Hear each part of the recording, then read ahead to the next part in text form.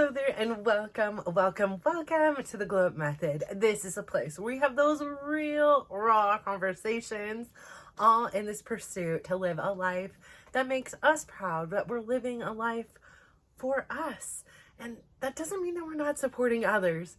It just means that we are also prioritizing who we were meant to be while we have this limited time on earth. Hi, my name is Natasha, and I am literally feel like I am glowing to be here today. Every day, I am so blessed to feel a little more myself. I'm pushing my boundaries a little bit more. There is more time spent out of the chair than in the chair. And quite frankly, today has gone completely different than I thought it would. So Chris has made the decision that he wanted to move back in. He gave notice. You know, people are looking at the apartment. He ended up having jobs, but then they ended up canceling because the problems got resolved. And so he was going to just come over here, but then he had to take his car to the shop because this car tire has been about to fall off. And $1,800 later, the tire's fixed as well as the brakes, so at least the vehicle is safe. But I say all that to say, it then, was like, hey, I'm here with my big truck if you want to just start putting stuff through. And, it's like one thing led to another and to another. My son, Brad, really benefited from it all because he has a whole new furniture in his room, which was good. His bed was, none of it was his stuff originally to begin with. So I'm very grateful that he has, these new things that are his, in a sense, I guess, so he got to design his own room and do all that. So he is a happy camper and the air quality has improved tremendously. So I'm a little on the sneezy side. I just was outside watering after doing like an hour walk. So I strategically do my walks to where I can take little steps on the bench. I have graduated out of the wheelchair walks. And yes, it's so nice to be just pushed around. But honestly, I am so grateful to walk that I would rather get up and push myself to be able to walk and then take some breaks. So for me, that's what makes me proud. I appreciate that I am in a journey, right? Like this journey of healing, it took me back. Like there were things I was grossly unprepared. So for those of you who don't know, I had a weight loss journey, which included over 130 pounds of weight loss, perhaps 140, don't know exactly the number. I then, I kind of fluctuate. I don't know what I really weigh because I don't go on the scale anymore, but I knew once I hit a certain point and then I was losing and things like that. As a result of that, I was left with a ginormous apron belly, then hung. So if I was to sit here, my belly was chilling on the middle of my thighs. Yes, the middle of my thighs. Like, not that I'm looking, but if I ever was to look down, I couldn't see like my toes. Like I couldn't see my private place. Like, not that I want to, but like couldn't. And I get rashes and I took really good care of it, but I have to put deodorant on it. Like whenever I put on my pants, it just looked like I was wearing a bikini, like, underwear there. It was, obviously if I'd wear a dress, it just, was like something. Jeans don't even get me started. Like it just looked like I had a butt in the front and a butt in the back. And so, yeah, it had shrunk tremendously. Like it had bounced back so much better than I ever thought it would. But it started like weighing on me and I was having back problems. I have all these things. I've told everybody who's listening religiously. I won't bore you to death with the details. Anyways, I did a surgery and I was not prepared and it was really difficult on me and I had really bad complications in which I went someplace else that wasn't here, but it was beautiful. And I was in absolute peace. And, I'm gonna sneeze. Spring is in the air. Excuse me. Holy smokes. So itchy. Ah! Sorry. Come on, please. Whew, no more sneezes. But I have progressed in this journey, and as a result, I haven't been to the gym in over 6 weeks. I eat a lot because I want to feel my body to heal. I am trying to do more steps, so I am comfortably at 10,000 steps, and that, you know, includes my watering, my, you know, some days I do some dancing in the living room, which is a far cry from what I used to do, but I am moving and grooving to music, and that feels like heaven.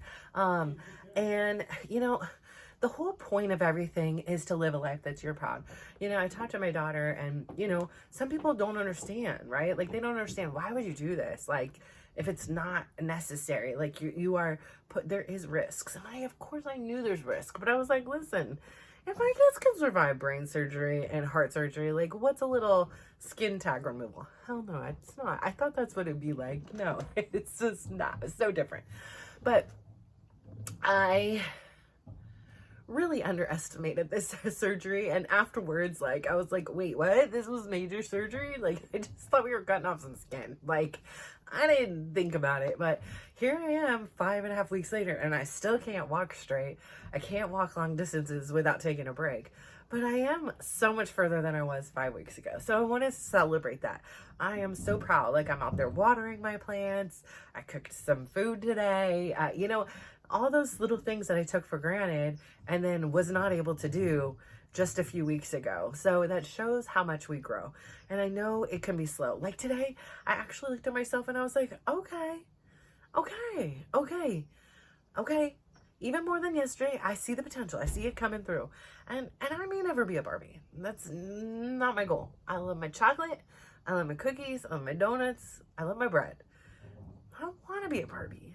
I just want to be me. And I'm imperfect. And I have a big heart. And I mess up. And when I do, like, I feel bad.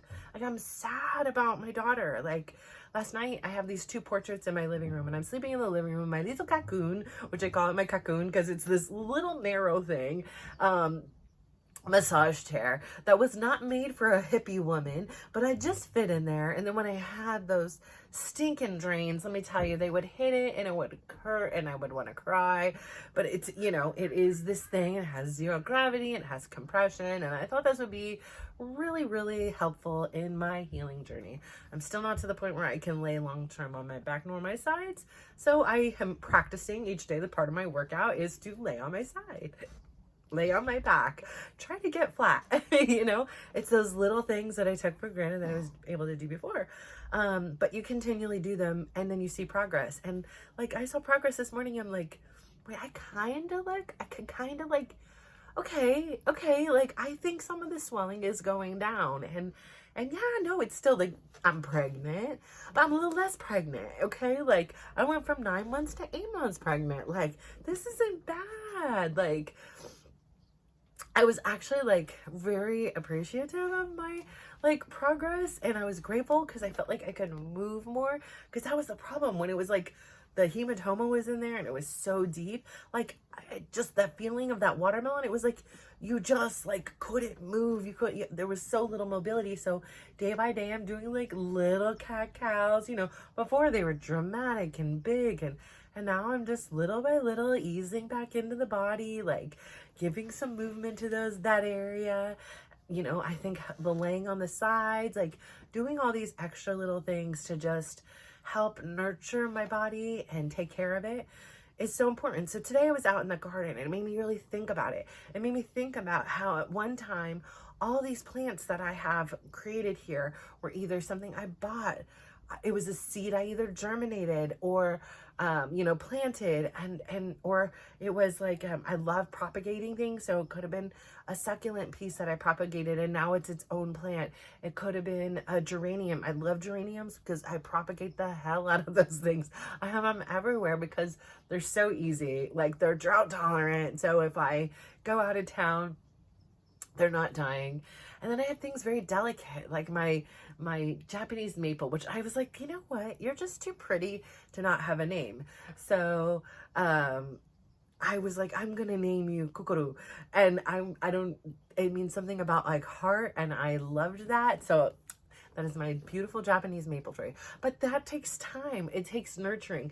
They didn't just grow overnight unless I went to a nursery and bought them already ready. Like the ones that started and the ones that mean the most are like the succulents were here, which have now moved for the summer season.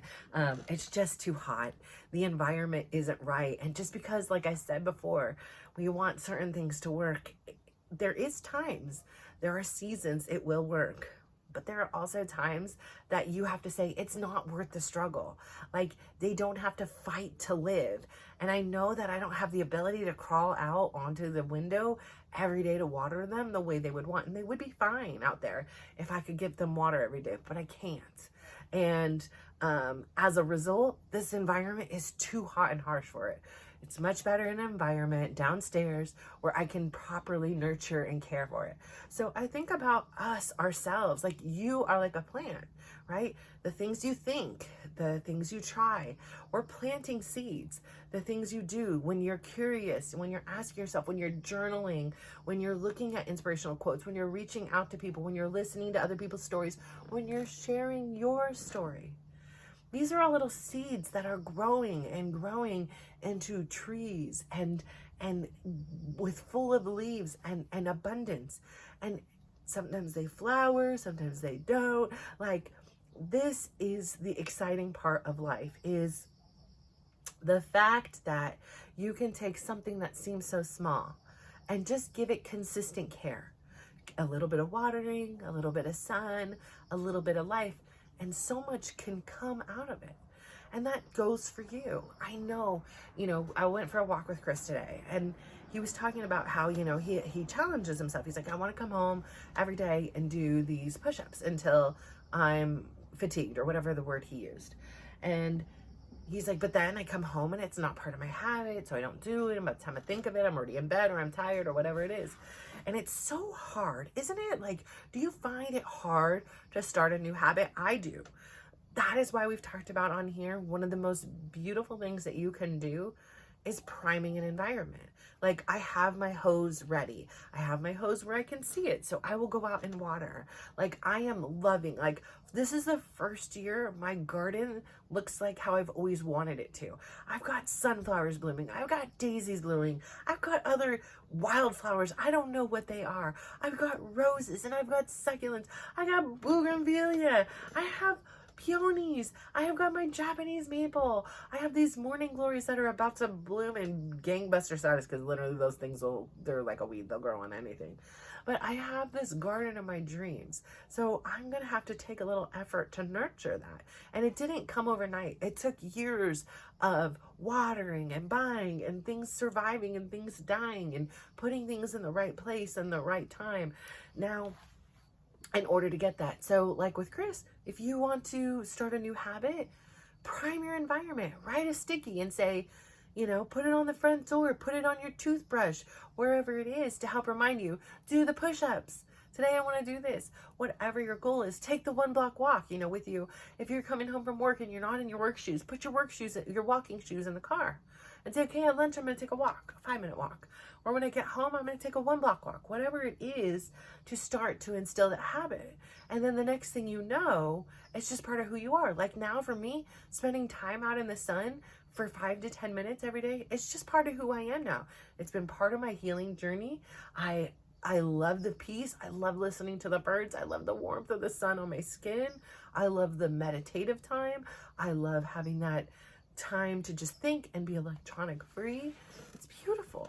But it wasn't something that just comes naturally. The cold showers, I'm going to have to get back into those. I'm not quite there yet. I'm still healing. But I know that they're really good for me. And so I know that in this coming days, I'm going to have to go back to my daily dose of dysregulation, which by the way, at least this time it'll be in the summer. So it's a little bit cooler than when I started last time and it was in the freezingness of winter. And because I've been through it already, even though I'm not consistently doing it right now, it makes it that much easier to get back on it. And I know a lot of times it doesn't seem like that would be true, but you already have that that confidence to know I've done this. Like, I have the confidence to know one of my biggest fears about doing this surgery early on, and why I said no, was because I was like, 6 weeks without working out? I can't do it. If I do 6 weeks without working out, I will never get back to it.